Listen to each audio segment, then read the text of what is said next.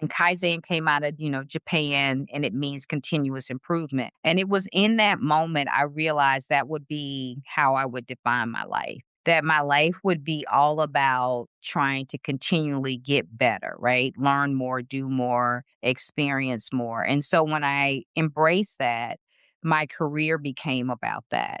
It became about how many spaces can I get in to learn the business so that I could be a more influential leader. Hello, and welcome to Revolutionary Leadership, the bi-weekly podcast that shines a spotlight on the visionary leadership approaches Black women have cultivated for generations, yet are too often overlooked.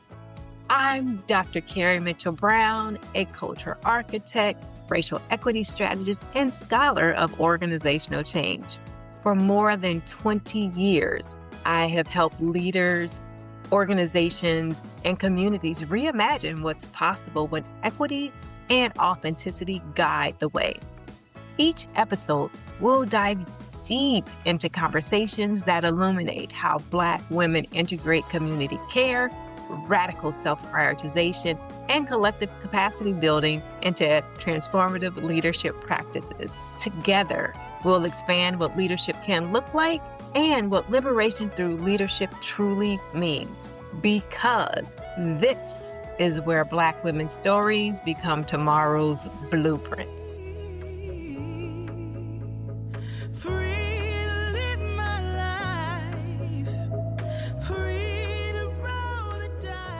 Welcome back to Revolutionary Leadership, where Black women's stories become tomorrow's blueprints.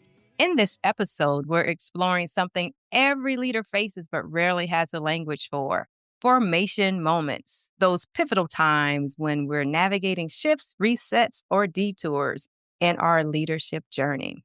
How do you know when it's time to walk away and create something entirely new? When external circumstances mean not never, just not right now, or when persistence obstacles aren't a sign to quit, but a preparation for something you can't see yet. Too often, Black women leaders aren't navigating these moments without frameworks, relying on instinct alone. But what if we had a way to identify which moment we're in and build the right toolkit for that specific season? Today's conversation gives us exactly that, a framework born from watching a daughter navigate systemic barriers in medicine, refined through decades of guiding executives through transformation, and embodied by someone who just launched her own ship in 2026.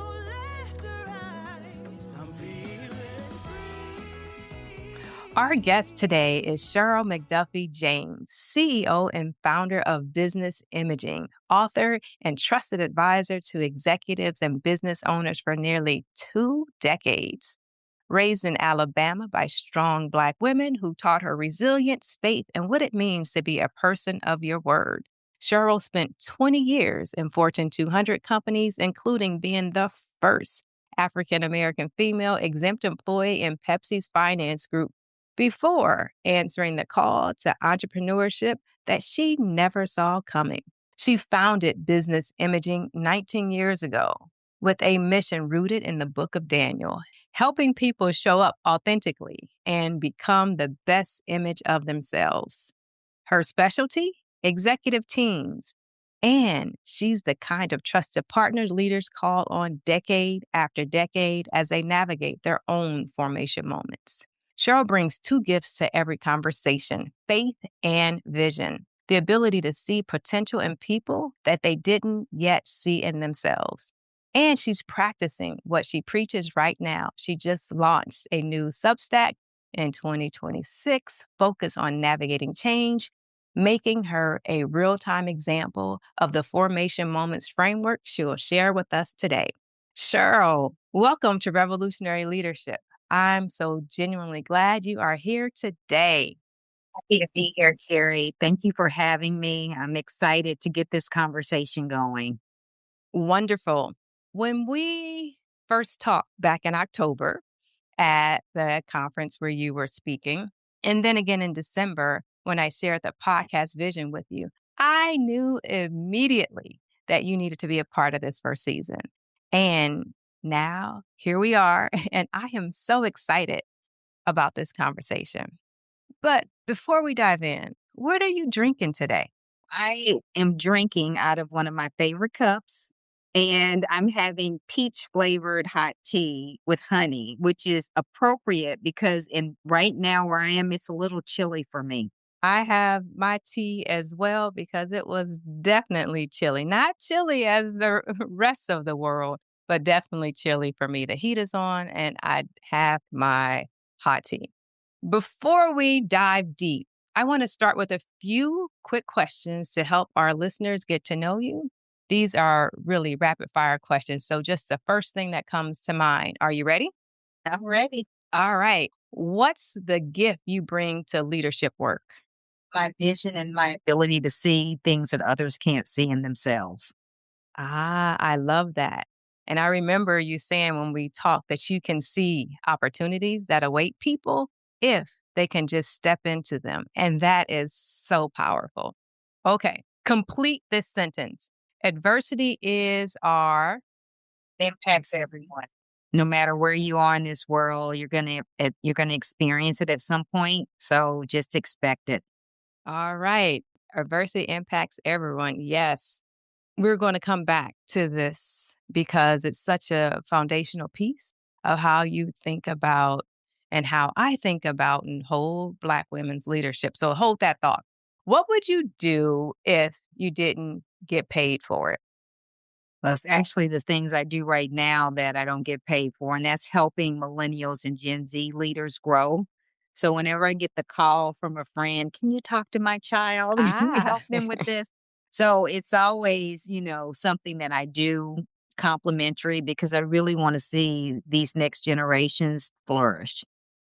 oh, that is so, so powerful and a great resource for the generation that, needs toolkits and guidance and expertise from those who have walked the path before them.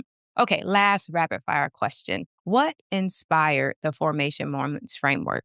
My youngest daughter, living her truth in the moment, and it is everything that brought me to creating it and writing about it. And now it is the soul center of the work that I'm doing as I move forth in this time.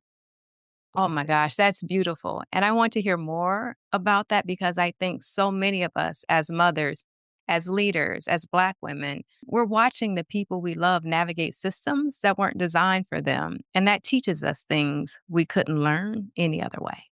Okay, so let's back up and start from the beginning of your story. Because before business imaging, before the Formation Moments framework, before nearly decades of being trusted advisor to executives, there was Alabama.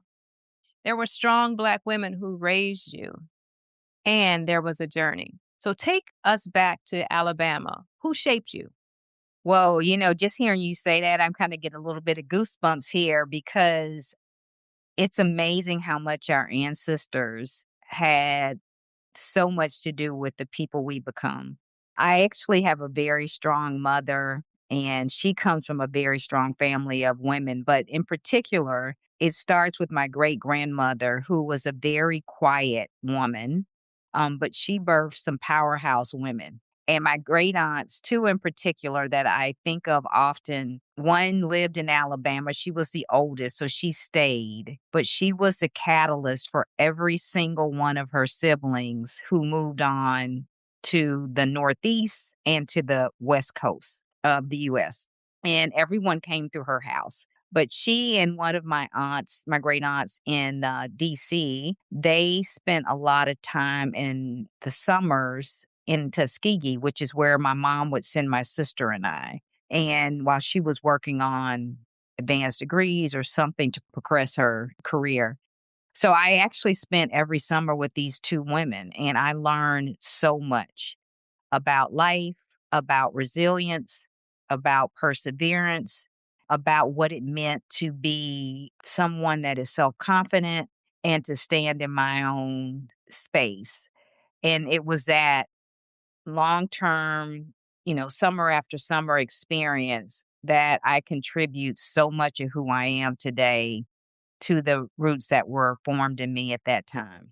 These values, resilience, you also shared earlier about being a person of your word, those became the foundations of how you lead, right? Yeah, it's funny. I was meeting with an ex client yesterday, and I usually keep in contact with my clients because, as they navigate their life. So we were having lunch and we were talking about a recent event that happened with one of his business experiences. And I explained to him that something I think that we don't think of much, but perseverance and resilience are not the same. They are not.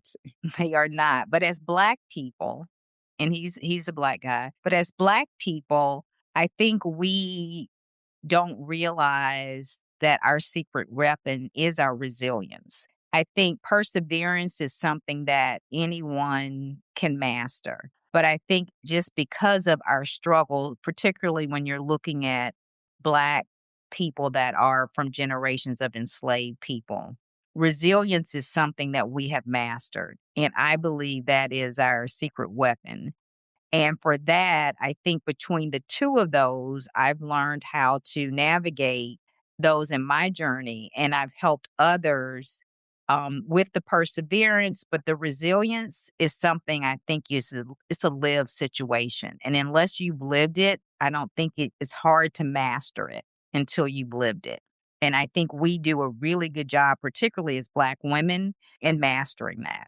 That's so powerful and also very powerful too. I mean, you talked about, these summers being your anchors, like with your aunt. And you just described brilliantly how you're that anchor point for many of your clients since you do keep in touch, even well beyond after you guys do your work together. That's pretty powerful. So you grew up in this environment where education and pursuit of education was really strong, and you start at the University of Alabama, which is very different for where you end up. What happened? Well, it's an interesting journey because I'm a very engaging person. And so I came from private schools and then I decided I wanted to go to a big university. And living in Alabama, University of Alabama was the place to go. And I went into one of my classes and I'm sitting in, and this is so embarrassing because kids deal with so much more now. But at that time, to put it in perspective, I'm sitting in an auditorium with 500 students and I'm thinking, this is not the way I learn, right? I mean, there's no back and forth or engagement in that way is lecture and you kind of out. During my freshman year, I said to my mom, I said, I don't know. I'm going to give it another year. I'm not sure if I want to stay here. I'd like something more engaging. And she immediately said to me that if you leave, you're going to Tuskegee. At the time, it was Tuskegee Institute. You're going to Tuskegee. That's when my mom went. Long history of family. Of course, it takes me back to Tuskegee where this all began for me. And I was like, oh, so HBCU, totally different. But I knew I wanted to have a different opportunity to engage in learning. And it's one of those moments in your life where your parents, you have to remember your parents are here for a reason. They know things about you and they've lived experiences that you haven't. And it was one of the best things my mom ever did is to have me transfer there. So I transferred there my junior year and just immediately got involved in the community. I pledged, was involved in all sorts of professional organizations, internships, et cetera, et cetera. And it was just a really great experience. And I got to see my great aunt more often because she was still alive at that time. So, yeah, that's what brought me to Tuskegee, and I've played it forward since then. Both of my daughters have gone to HBCUs, one to Hampton and one to Xavier. So, really proud of that, and that experience was definitely another place that shaped my life. Very powerful. So that experience from Alabama and Tuskegee was just like night and day, right? And you found your place, you found your grounding, and you went straight ahead. So you come out of Tuskegee and you land at Pepsi in Florida. And there's something significant about that role that you didn't know at the time. This is actually interesting. So I interned with Pepsi the summer before I graduated. During that summer, this was actually when this dates how old I am, but this dates back to when the case study method first entered the business schools. And I was in a program that they sponsored me at Harvard. And so we actually got to participate in the case study scenario. And these were all kids that were interning at Fortune 500 schools. Of course, a lot of them were from Ivies and top schools. So it was a different experience for me. And during that internship, I really enjoyed the work that I was doing here in Orlando. So when I got ready to graduate, they offered me a job in Dallas at the regional office. And I went to visit and I was like, not for me. Highways, byways, freeways. I was like, A no, lot. Yeah. I like Orlando. I like the setup. The office was small.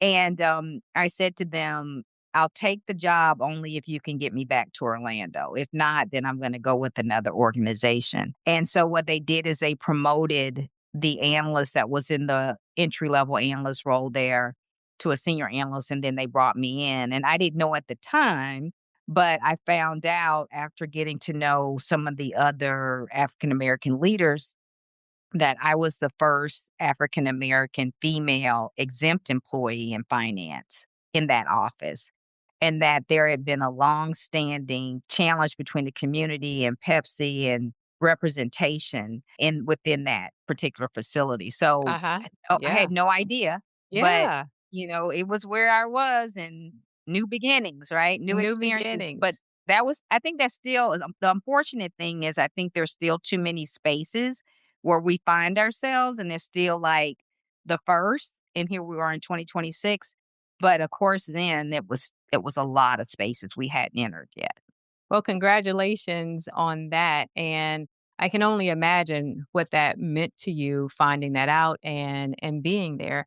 And you had this plan. You were going to spend some time at Pepsi and then you were going to go and do what? Did you see this as a formation moment? Had you already planned a shift, but life happened differently?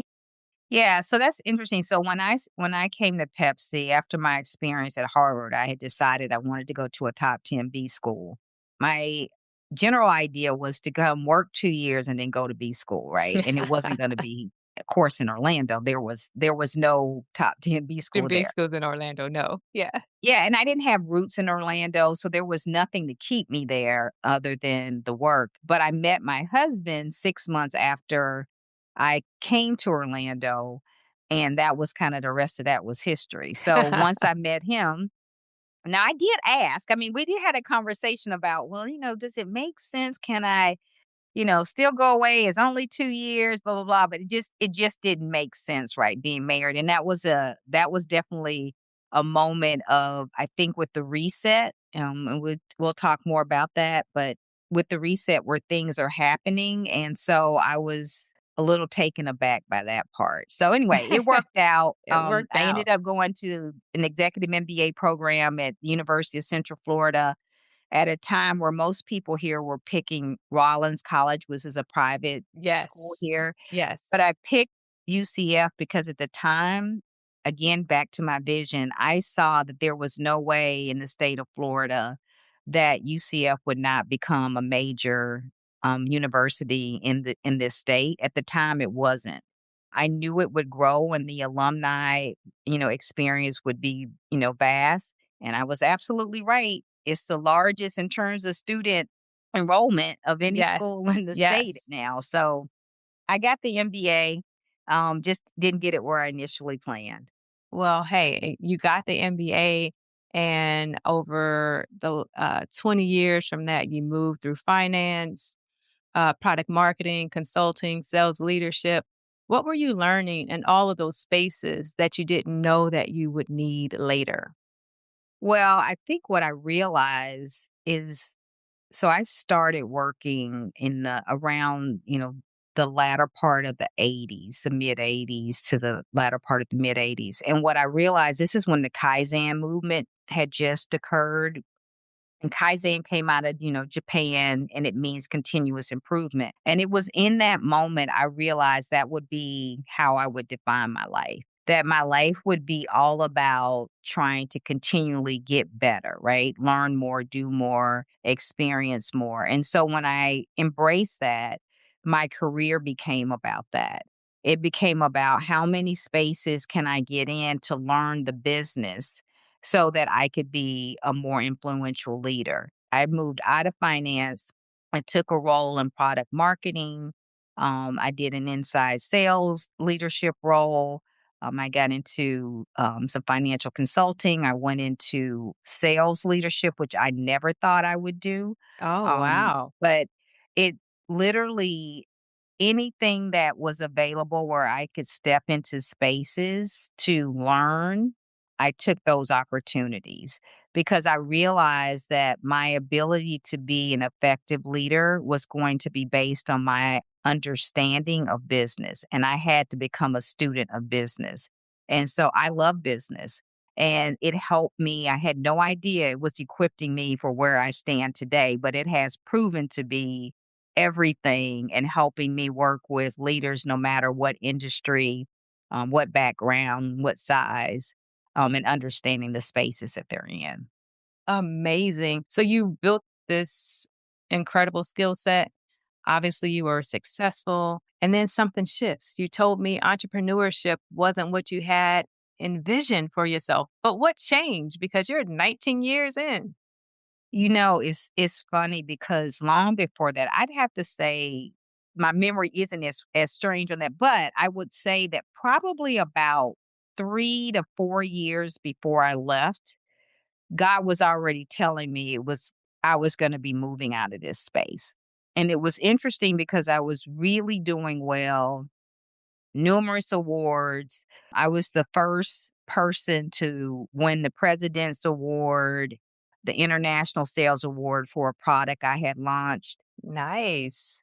It was amazing. I mean, I had so many award trips that year. I was actually had to turn, one down because it was just that many trips, right? And so I was doing really well, but I knew I wasn't maximizing my potential.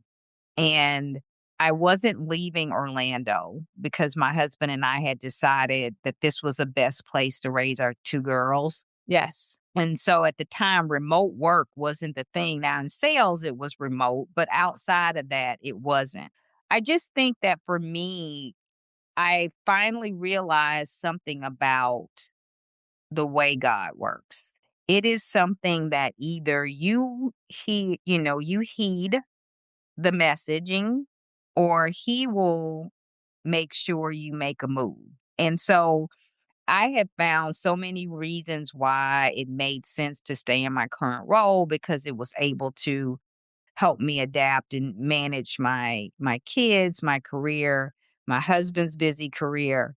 But it really became apparent. I had surgery. I had a hysterectomy at 41. And Hmm. it happened really quick, and it was fibroids. I never had them, didn't know, like, no sign. All of a sudden, they showed up. In 6 Wow. months, I was in surgery, and I know that's something that affects a lot of Black women. But after I was out and after I came back, I was sitting at a national sales meeting, and when I was sitting there, it was so clear to me. I was like, "This is your last meeting. You will not be here again." And within a few months, I was out.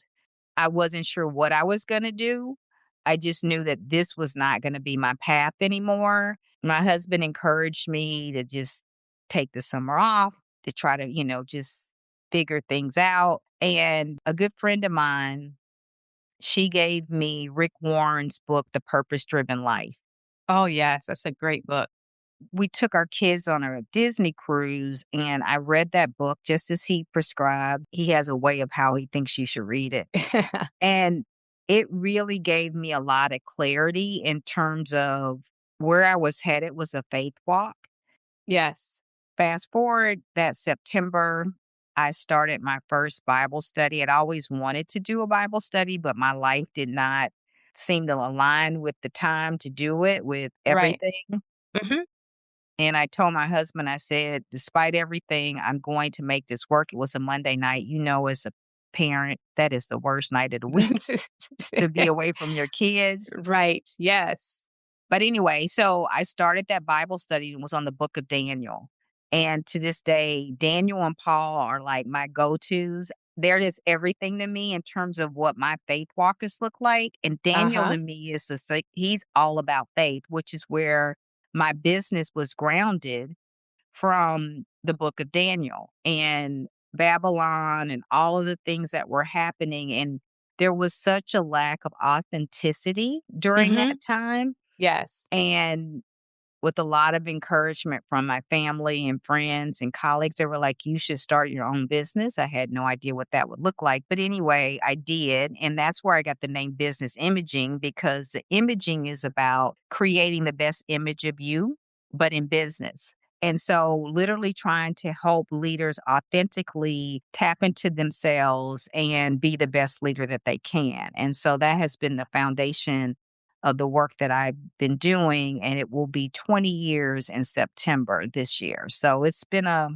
ride. That's an amazing faith walk. I love this story of the book of Daniel, and I love that you were able to translate that into how could you help people be the best image of themselves, and that is beautiful. And almost 20 years in, so you are absolutely doing something right. I want to pivot move us to the formation moments framework, which is really the heart of this episode. And so you mentioned your daughter's journey as a physician inspired this. Take us to that moment. What were you seeing that made you realize these were distinct patterns? Again, I would be remiss not to say the role that God has in directing my path. I was in the process of writing my first book, Evolving Eve: How Women Are Changing the Way We Love, Parent, Work, and Lead. The book was finished, basically. Like, it was done. And my daughter, my husband and I, my younger daughter, my husband and I, we had gone to Martha's Vineyard that particular summer. And my daughter was in the midst of first year residency where she was spending way too much time in trauma. As a suburban kid who never even saw a dead body, heard a gunshot, anything, it was a lot. But I saw what she was dealing with, and it was just this constant state of one obstacle versus the other, and it was Hmm. like it never let up. And I believe in the seasons. The Bible tells us we have seasons in life. So I do know, and we don't know how long a season may last, but she just seemed to be in this season of winter for way too long. I had, of course, with her being in med school, we had seen her, so we don't see her often. And I Right. was just, listening and watching her and just thinking about just how her journey had been. And that's when I got inspired. I was like, I'm going to write another chapter for this book. Okay. And so instead of getting engaged in all things that were happening out in the vineyard, I actually retreated to my room and I was just writing. And I just wrote this chapter called Formation Moments. I didn't know why Formation Moments, where it came from. The name came to me very clear. And I was like, maybe I've heard it somewhere or something. I need to talk to my attorney to make sure that, I didn't hear this. I don't want to like Right. take someone's, terminology. Right.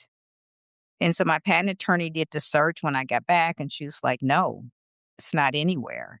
It was, and I knew it was God inspired. And it literally, the framework was a combination of, I will say, the detour really was set by my daughter.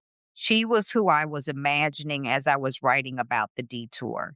But the shift and the reset were more experiences that either the shift was definitely something I could relate to personally, but I also had been in a reset, but my clients were going through this. And it's interesting because at the timing of this actual podcast, there was a young woman that I met that same summer at the vineyard, and she was an executive in the hospitality business. And Okay. she and I were talking, and she had 2 little kids. Her husband was just starting his business, and she had a dream of starting her own business.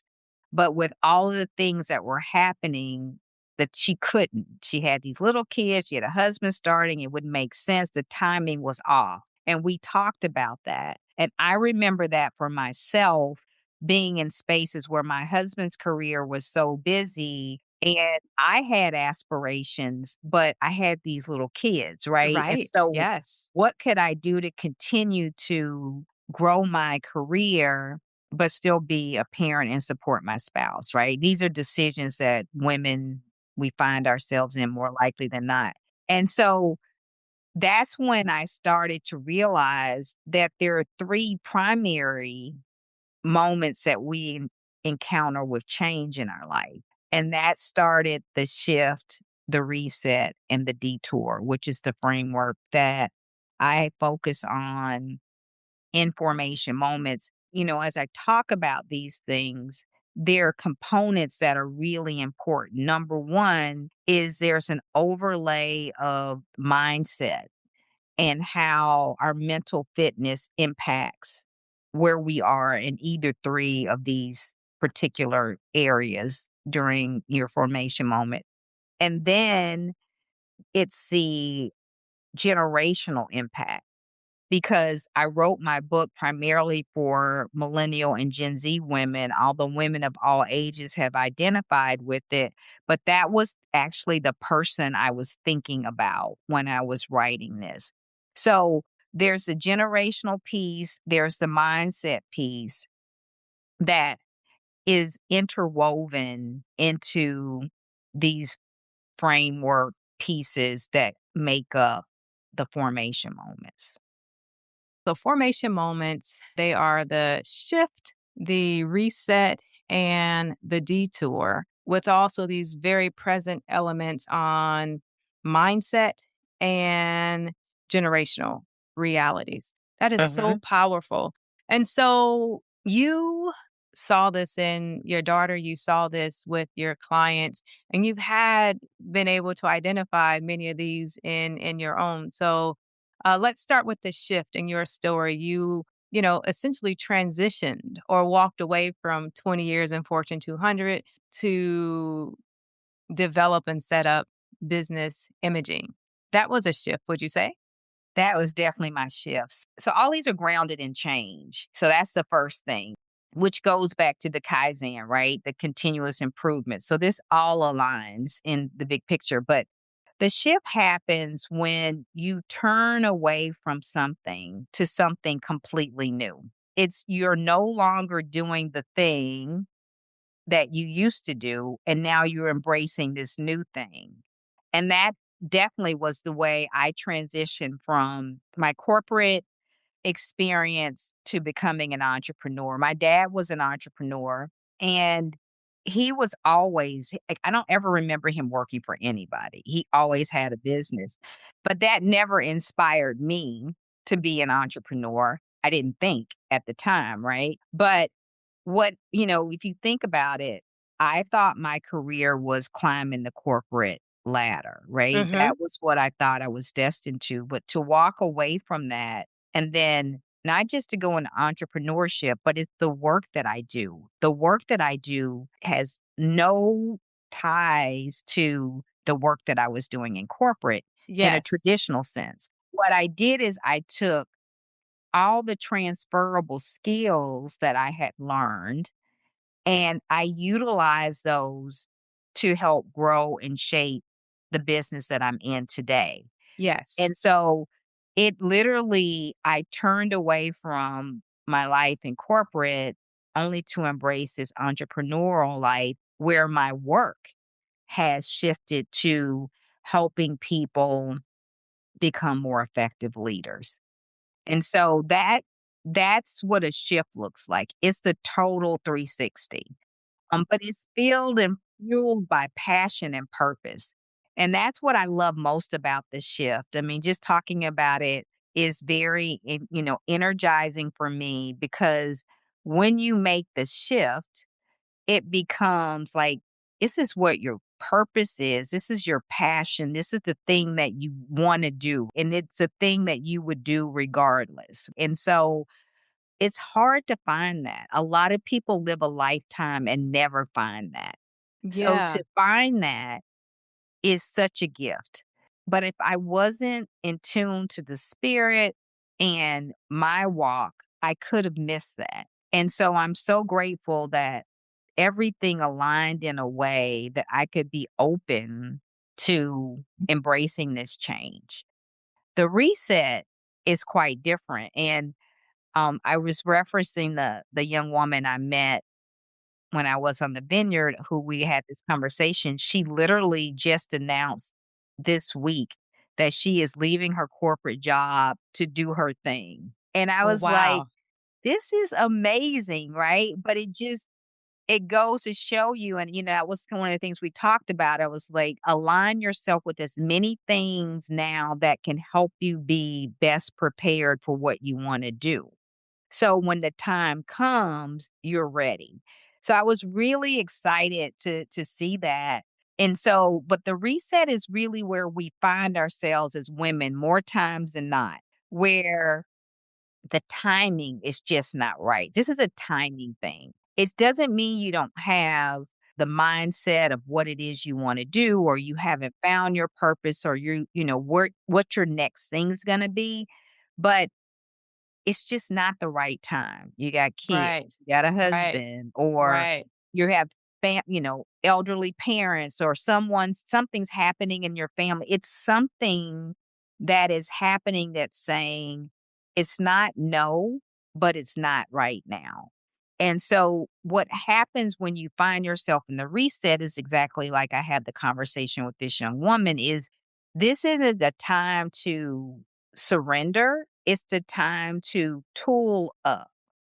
It's the time where you need to determine wherever that thing is that you want to accomplish, whatever that might be, what are some additional skills, tools, knowledge that could help you even be better prepared for when that opportunity happens?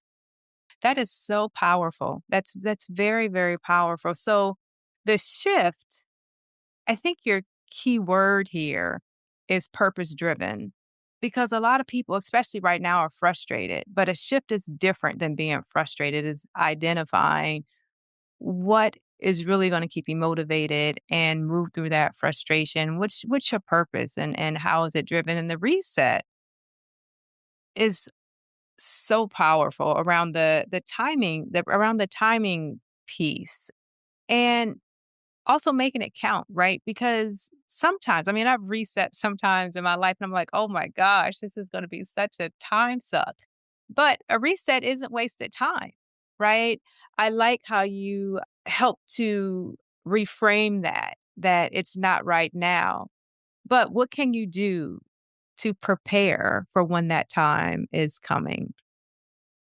So the shift, there is no frustration because it's all purpose driven, right? So it's definitely you are energized, you're excited. It's like the next new thing. The reset is where it can be disappointing, right? Okay. Because it's where you want to do that thing, but the timing isn't right. Right, So right. the way you would prepare when you find yourself in the reset is literally, as I was saying earlier, what tools, skills, knowledge do you need to develop during this time that can help you be better prepared when the timing is right? And so what you're doing is kind of a work in progress. You are being very intentional about building in a way that you wouldn't be if you weren't thinking about once this timing is right, I'm stepping into this new thing, right? So then you go from that into whatever it is you'd like. And that's what this woman did. It's obvious she got certifications and did different things. She, got more experiences. And now she can take all of that and leverage that for this thing that she always wanted to do, but now the timing is better for her. And then there's the detour, the end cap to this frame, which I think is where many Black women leaders find ourselves right now. What is the detour? Well, the detour is very specific. I would say that as you talk about where Black women are, particularly with what's happening, it's interesting. I was reading an article recently about what has happened with Black women employment in this country. And at the beginning of January 2025, Black women unemployment was around 5.4%. At Yes. the end of 2025, it was at 7.3%, which is the highest it's been for white women to match this was during the Great Recession. Yes. So that was in 2008. So that Mhm. goes to show you the disparities with what's happening with us versus other women and particularly within this environment. I don't know if this is I would categorize what's happening to Black women right now as a detour. I would definitely say that is causing us to reset Absolutely. for sure and retooling in some way.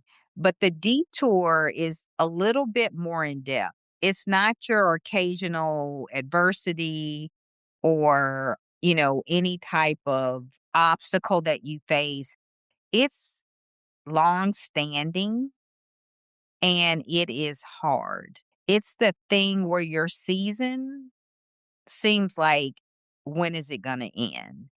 It's the time where you find yourself with everything you do, you feel like it's just not enough. It's just you remove one barrier, another one occurs.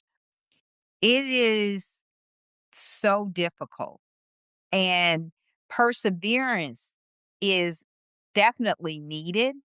The stronger your resilience is, the better you will endure, but neither are going to save you.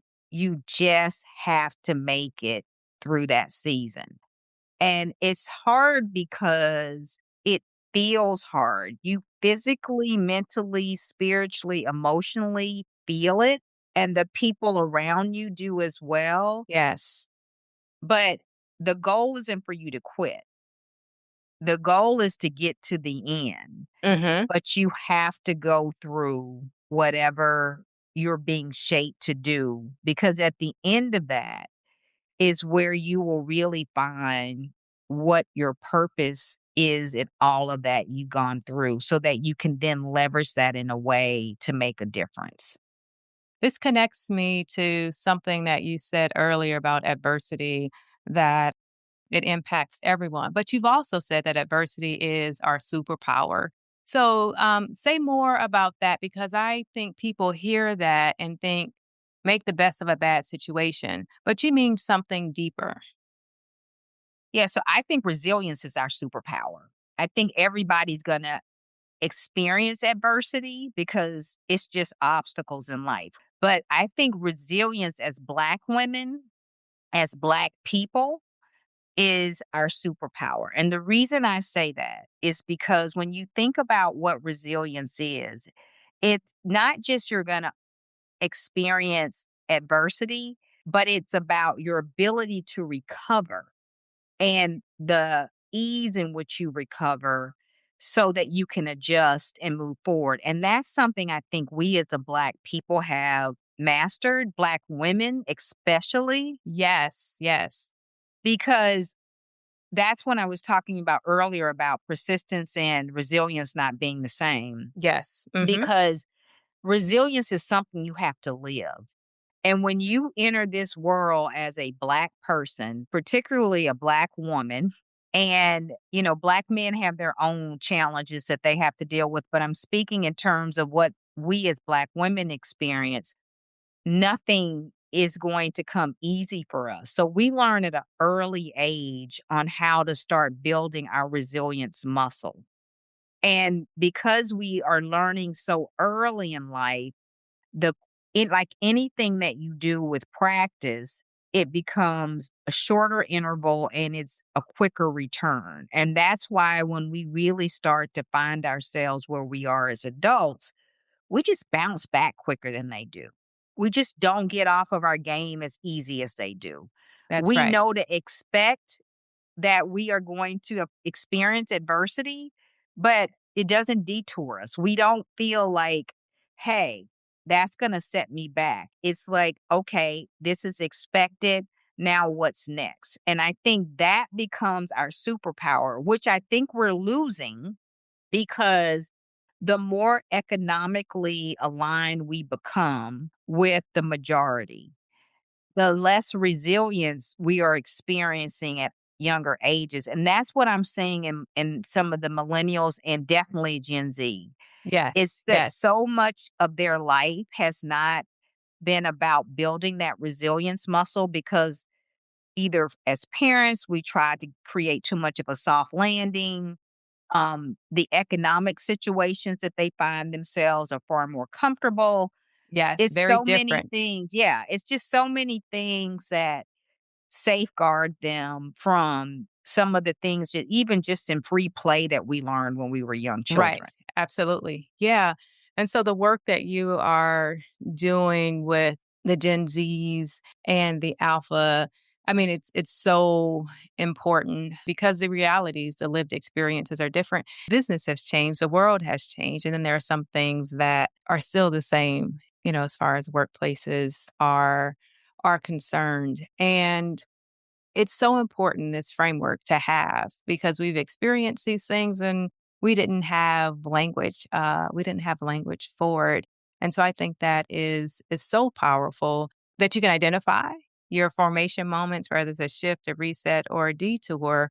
And then what are the appropriate action steps that one can take to either get more clarity or shorten its intensity and just have some guidance on making it to the other side. This has been such a rich conversation, Cheryl. Before we close, I want to make sure listeners know how to connect with you and continuing learning about these formation moments because you're also experiencing one of your own with your new Substack on navigating change. Tell us about that and where people can find you. Yeah, well, thank you so much for that, Carrie. I will say that this year I launched my Substack called Formation Moments, and it's all about navigating change. And it's been interesting because as I write about change, and it's basically leadership change, right? And I'll approach many different aspects of that. But because I work with senior leaders, CEOs, business owners, and their executive teams and C suite, that's my client. So not a lot of millennials and Gen Zs there, but Not yet, right? they are transforming the way we work. And so helping them understand how they are going to have to lead differently because of this new workforce. I wrote a article, actually my article this week has been very interesting because I wrote about the impact of leadership as it relates to burnout. Oh, And yes. it's the reaction has said a lot.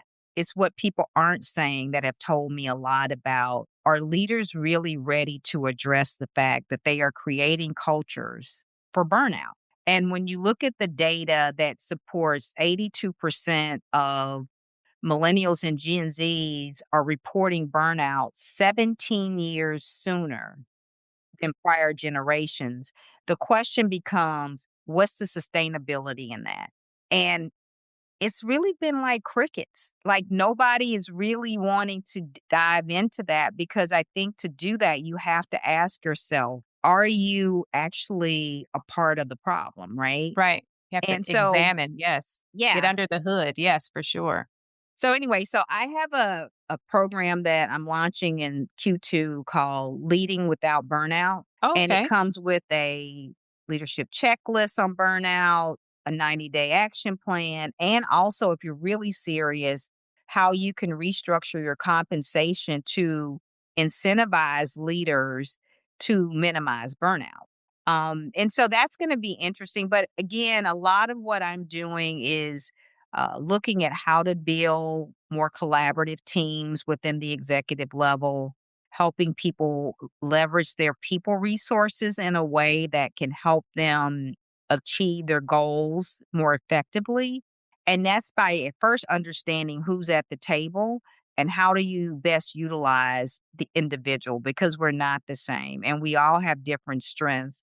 So using people data to do that and also helping to leaders to understand who's their go-to for what. So I have a lot on, in terms of workshops and things that I'm doing with that. And then just generally speaking, just going out and talking about the various topics, whether it's about formation moments, whether it's about women in the workplace, whatever it might be, mindset. So I have a couple of different areas that I really talk a lot about based on just what I see with leaders and how they're evolving and how do we get better.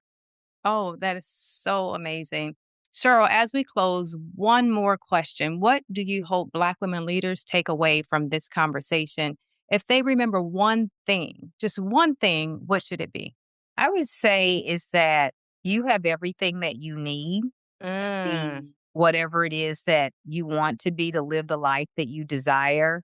You just have to lean into what is going to be your strategy on how to get there and stop trying to do it alone.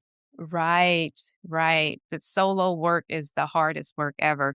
That is beautiful. Thank you so much for this conversation, for the formation moments framework, for your wisdom, and for being part of Revolutionary Leadership first season. This has been exactly what I had hoped that it would be. All of the links to find your Substack, your website, and ways to get in contact with you, I will include them in the show notes. And so it has been a pleasure. Thank you for having me, Carrie. Thank you. So that was Cheryl McDuffie James. And I hope you heard what I heard in this conversation, that your leadership journey isn't linear and that resilience truly is our superpower. And that whatever you are holding right now, whether you're ready for a shift, navigating a reset, or in the middle of a detour, you have exactly what you need to move forward with intention. The formation moments framework isn't just theory, it is a toolkit. So go back and use that segment. Identify which moment you're in, ask yourself the hard questions, build your next steps based on your actual reality, not someone else's timeline. Again, please connect with Cheryl. All of the links will be in the show notes to her new Substack and to her website. And you can also follow her on LinkedIn. Remember, your story is tomorrow's blueprint, and your formation moment, whatever it is preparing you for something that you cannot see. The question isn't whether you'll face formation moments, it's whether you'll have the tools to navigate them with intention, and if you're courageous enough to have someone join you along the way. And I want to hear from you. Connect with me on social media at Revolutionary Lead and visit revolutionarylead.com. Tell me what visions you're building, what infrastructure your community needs, and what's working for you as you create alternative systems. Let's build tomorrow's leadership blueprint together. And now for my favorite part of the show. This is where women share their experience with my teachings. Hi, my name is Judy McCutcheon, and I'm the founder of the Disruptive Leadership Conference and the CEO of Go Blue Consulting. I work with organizations and leaders across the Caribbean and internationally, helping them build people-centered, emotionally intelligent, and future-ready leadership cultures. We're very intentional about creating a conference that goes beyond inspiration. We want real conversations, honest and sometimes challenging ones that reflect what leaders are truly dealing with, particularly around mindset, culture, and leading through uncertainty. Dr. Mitchell Brown was brought in to do her workshop because she has the ability to meet leaders where they are while still stretching them. Her growth mindset session shifted how people were thinking about themselves, their teams, and their responsibility as leaders. What stood out most was her ability to hold space. She created an environment where people felt safe enough to be honest about the habits that keep organizations stuck while still maintaining momentum towards action. And I would say this: if you're looking for a facilitator who can handle complexity, nuances, and human dynamics without losing sight of outcomes, Dr. Kerry Mitchell Brown is the person you want in the room. In periods of change or transition, leaders don't need surface level engagement. They need spaces that allow truth to surface, assumptions to be challenged, and commitments to be made. This kind of facilitation helps teams move from avoidance to alignment and from conversation to action. Thank you for sharing your brilliance, your compassion, and your commitment to Black women, leading with power, ease, and strategy. Thank you for listening to Revolutionary Leadership. If today's conversation sparked something in you, subscribe wherever you listen to podcasts and share this episode with another change maker in your life. Until next time, keep leading with purpose, joy, and revolution.